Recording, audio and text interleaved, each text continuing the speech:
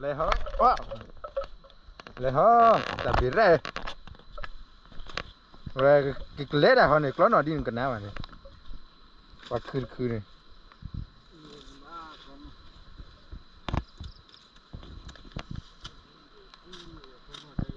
ลูแต่โจ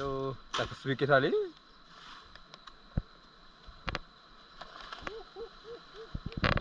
ตัวเรากู้เป็นไงมองก็กู้เรื่องจะมาหินอะกู้ยังเลยกู้เลยแล้วกู้เสียได้ไหม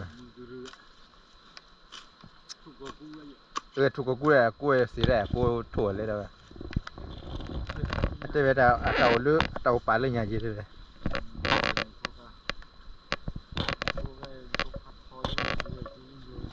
อ๋อ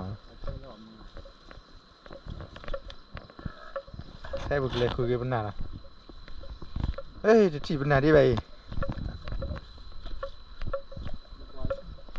เรียกว่าผู้ชีพพัดฮอดอะเอ้ยมึงคนน่ะชอบคูเดวุด้วยฮะไม่ไปฮิลล์เดียวไม่เดียวกันน่ะชอบคูล่ะกันอะไรบ้านน่ะมีเยอะไปเลยเนาะ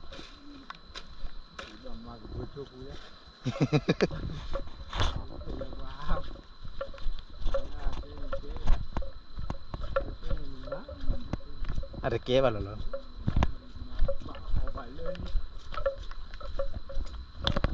เลยฮะไม่ที่เป็นนาวะเนาะดูเปียกหน้าพุยันนักเรียนเป็นหน้าพุขี้ดุนยาอยู่ละ